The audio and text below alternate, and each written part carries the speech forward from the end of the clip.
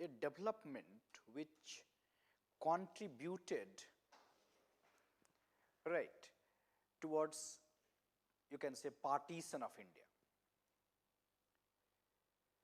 And most of the scholars, they believe that partition of India was the result of this communalism. So, we will try to see this development called communalism. Fine. So, the heading would be growth of or the idea of communalism.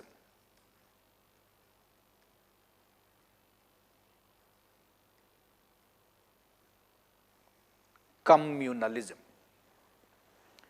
Fine.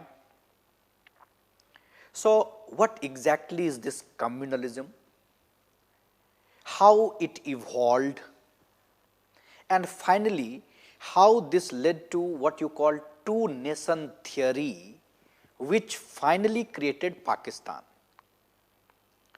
Right? So, there is a point of view that this communalism was responsible for this Pakistan movement, for this two nation theory. There is a point of view. There are many interpretations. What exactly is this communalism? How the growth of this communalism? See, we will try to understand it through the interpretation of Bipin Chandra. Bipin Chandra tried to explain it, particularly the evolution of this approach, communalism. It was explained as an ideology. So, communalism is considered basically an ideology. It's an ideology, right? It's basically an ideology, communalism, right?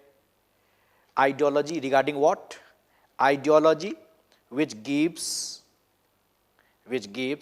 more importance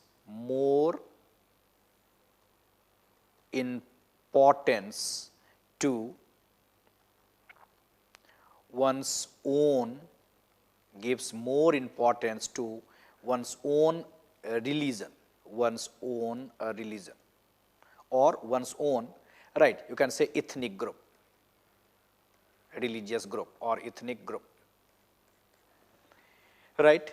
So, it is basically communalism is understood, right, is explained in terms of ideology, and this ideology gives more importance to one's own ethnic or religious group rather than to the wider society as a whole. Fine. I hope you are getting it. This we have to understand. So, communalism is an ideology, right, which gives more importance to one's own religion, one's own religious group, ethnic group, rather than to the wider society as a whole. And I told you that Bipin Chandra suggested that communalism in India was typical and it is considered as a modern phenomena. Fine. So, Bipin Chandra said, like if you will see his book, so we can add that communalism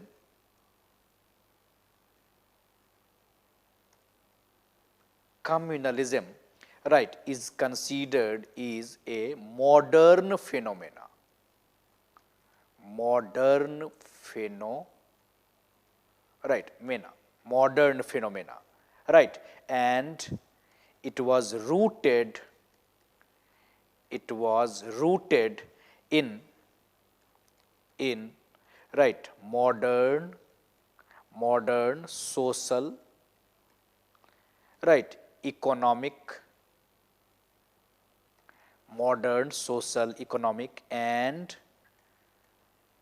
political colonial structure. These are the words used by Bipin Chandra. So, communalism is a modern phenomena. It was rooted in modern social, economic and political colonial structure, right. And this structure, right, you can say, or this approach, this ideology, right, it was a, you can say, a bourgeoisie question par excellence. So, according to Bipin Chandra, it was a bourgeoisie, bourgeois question, right, par excellence.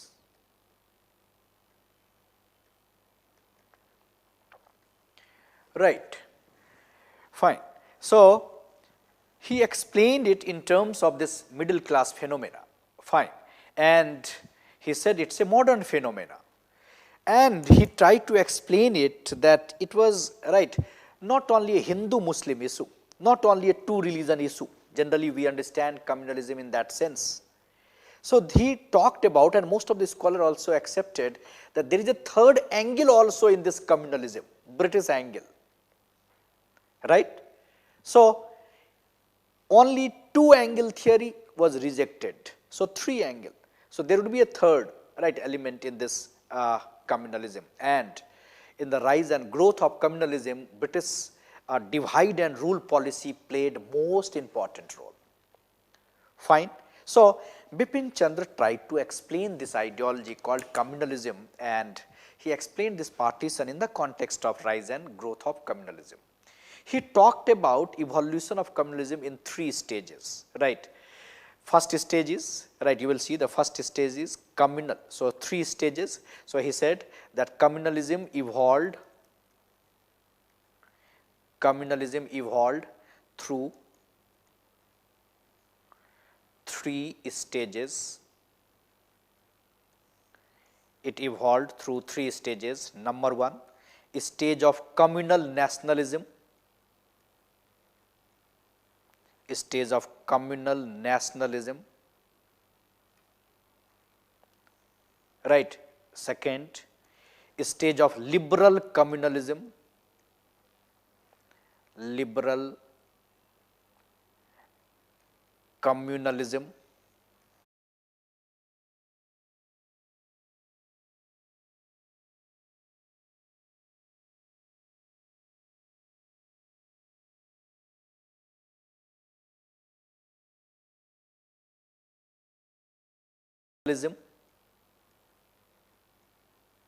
stage of communal nationalism, right. Second, stage of liberal communalism,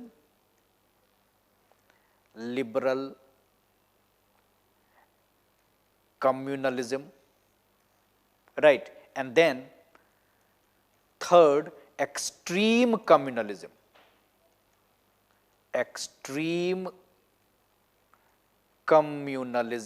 This is dangerous, this phase, extreme communalism.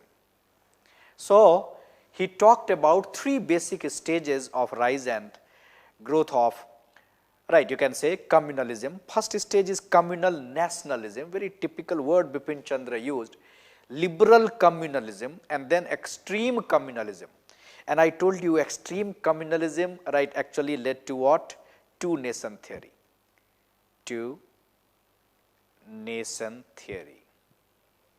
And remember it, in general, if you can remember that after 1937, you will see that this extreme communalism, in general, if you can, right, to simplify it. So, the development till 1937 is important, and after 1937, extreme communalism, and when you are entering into extreme communalism, partition would be unavoidable. You can stop partition till here,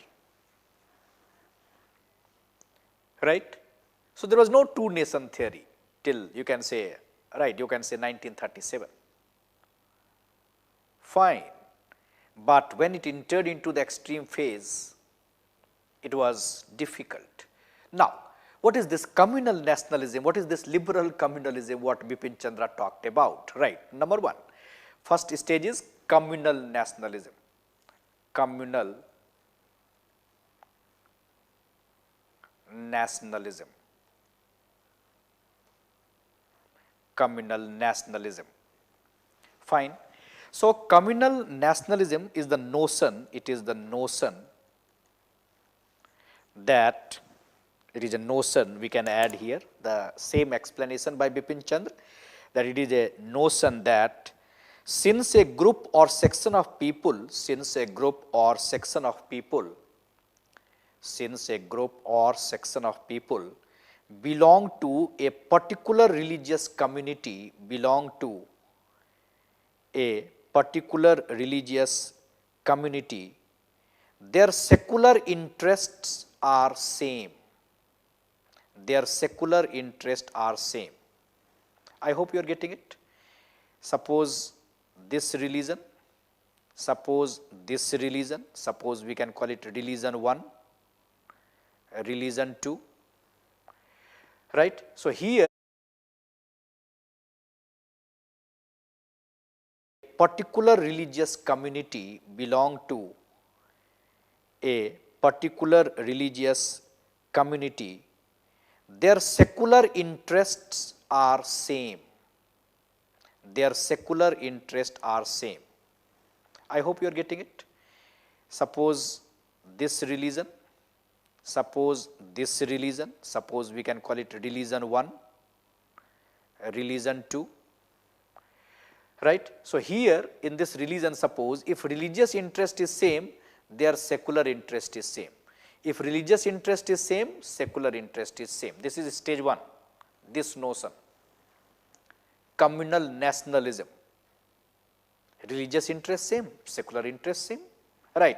Then second, what you call liberal communalism, liberal communalism, liberal communalism. And in liberal communalism, you will see the notion. What is the notion here? In liberal communist stage, notion is that since two religious communities, religion 1 or religion 2, since the two religious communities have different religious interest,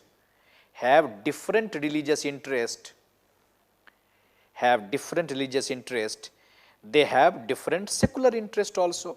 They have different secular interest, right. So, different religious interest, different secular interest, meaning different political interest, different economic interest, right. Then third stage, right, the third stage, what you call extreme communalism, extreme communalism. This is very important, try to understand it. In extreme communalism, what is the notion? Notion that these religious group, religion 1 or religion 2, these two religious group, they, right, have, right, not only, right, their interests were not only different, but it is incompatible and antagonistic, right, they cannot live together, right. So, their interest not only different, but incompatible and antagonistic, right. So, these two communities cannot coexist because the interest of one community come into conflict with those of the other. So, they are two nations, and when they are two nations, there is no question of coexistence, separate nation, two nation theory. So, this is an extreme communalism and it gave rise to partition. I hope you are getting it. This approach you are getting it. So, how it evolved? Communal nationalism, liberal communalism and extreme communalism. And I told you in general that, right, that till 1937 we were at this stage, but after that this stage, right. So, development till 1937 would be relevant for you for your examination. So, we can add development till 1937, right. And after 1937, this will create a, you can say, extreme right nationalism, you will see that extreme communalism you will see, right. So what is the development till 1937? What is the development till 1937? So point 1 we can add that number 1. So what we are mentioning, we are trying to understand development till 1937. So that after 1937, what happened and how it led to partition, you will understand, and we will discuss it in a different, right, you can see video. Number 1 point, development till 1937. Number 1 point, the relation between the British and the Muslim, the relation between the Muslim and the British, right, was not at all cordial for a long time, was not at all cordial. You know, initially situation was different. The relation between the British and Muslim were not cordial for a long time, and British regarded Muslims as conspirators. British regarded Muslim as conspirators. Fine. We can add that the revolt of 1857 and Wahhabi movement, revolt of 1857 and Wahhabi movement added the hostility,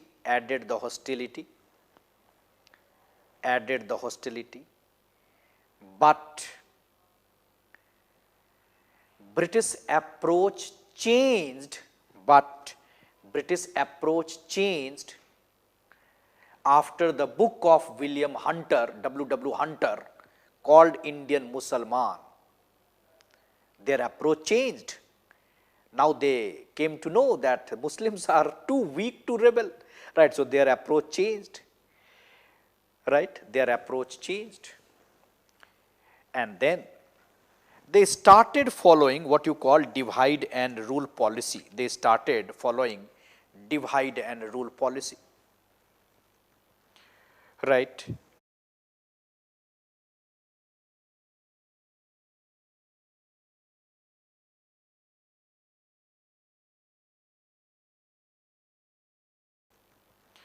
Right. What started they doing? They started, right, you know, motivating, right, some Muslim educated people to counter national movement. For example, we can add, right, number 1 example, we can add that Sir Syed Ahmad Khan, right, Sir Syed Ahmad Khan, Syed Ahmad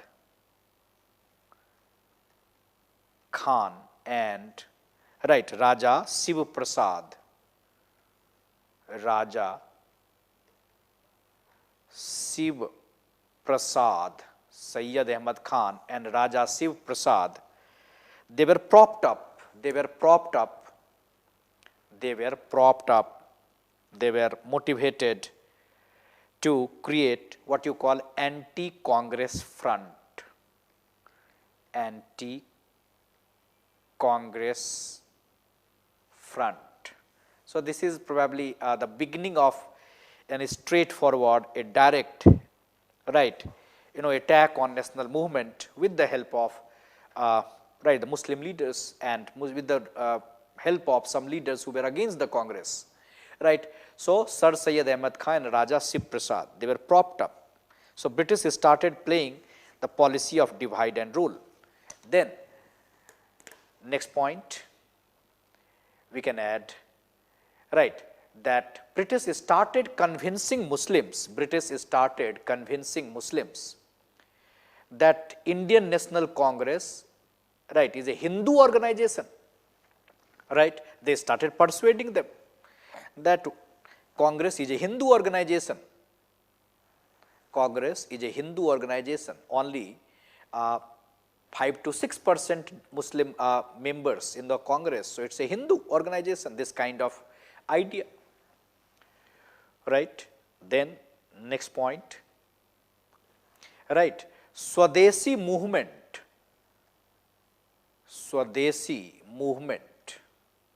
also widened the Gulf, right. You know, during the Swadeshi movement, all those Hindu symbols were used, Shivaji festival, you can say, right, the Ganesh festival, Ganesh Chaturthi, Bharat Mata. So this kind of words, right, created differences. British, they started convincing Muslim brothers that, see, they are using this kind of Hindu symbols. It's a basically Hindu organization, Hindu party. I hope you are getting that, divide and rule policy. Then after that, next point, we can add this created background, and then in 1906, next point, in 1906, right, a Muslim delegation met Lord Minto at Simla. In 1906, a Muslim delegation met Lord Minto in Simla, and Muslim League was formed. Muslim League was formed in 1906. Muslim League was formed, right, and it was formed, it is said that in Dhaka under Nawab Waqar ul Mulk, right. So Muslim League was formed, and its aim was to defend the rights of the Muslim, to defend the rights of the Muslim.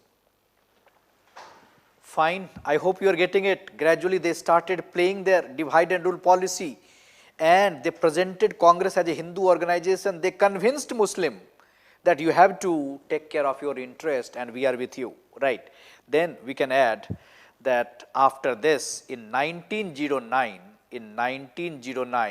they were given, right, in 1909, we can remember that in 1909, right, so separate electorate was accepted, demand accepted, separate electorate was accepted in 1909, Morley-Minto reform, right, and after 1909, we can add, right, that some Hindu Mahasabha, right, was formed. Like here we can add, after 1909 when separate electorate was given, we can add that Punjab Hindu Sabha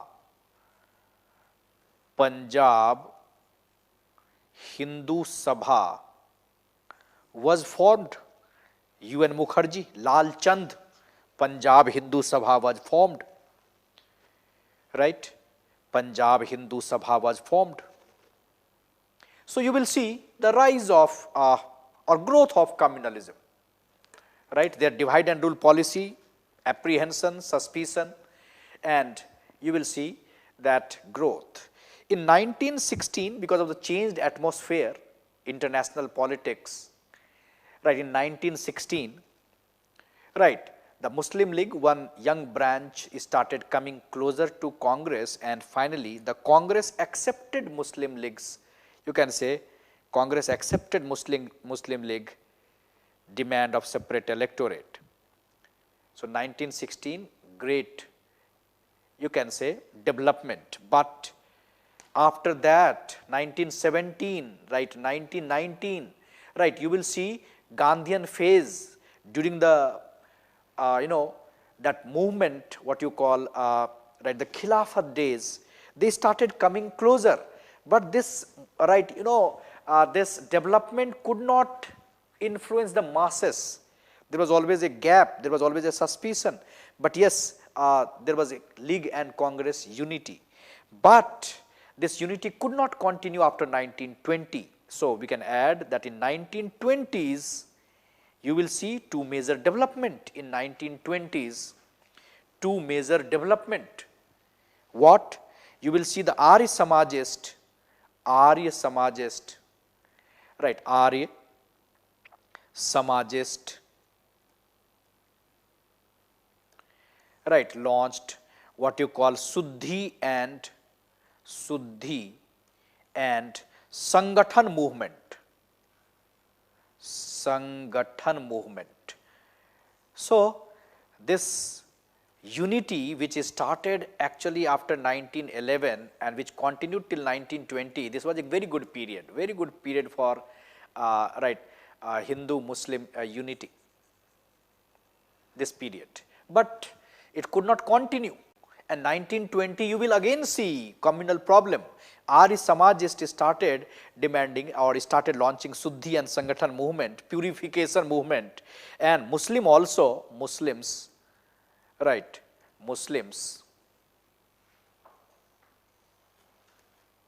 Muslims also launched what is called Tabligh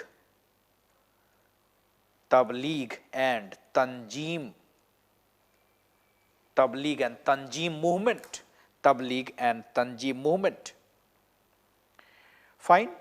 So, situation again critical, difficult, and right, then finally you will see, right, in 1928, right, when in Nehru report, separate electorate was rejected and joint electorate was proposed, Jinnah proposed 14 points, Jinnah's 14 points, and this created a totally new atmosphere, right, totally new atmosphere. Now, right, both you can say the Congress and League, they started moving in a different direction, fine, and after giving his 14 points, right, Jinnah started moving in a different direction. You will see the end of the Jinnah's role, right, till as a nationalist. Now you will see Jinnah in a different kind of role. Then in 1930s, 1930s, right, you will see that Iqbal mooted the idea of separate homeland for Muslim. Muhammad Iqbal mooted the idea of separate homeland for Muslim. Right, he was saying all this thing in Allahabad, and in 1933, a Cambridge student Rahmat Ali, right, in a pamphlet also coined the term called Pakistan, right, Pakistan. So gradually you will see the situation changed, and then came the real issue, 1937 election,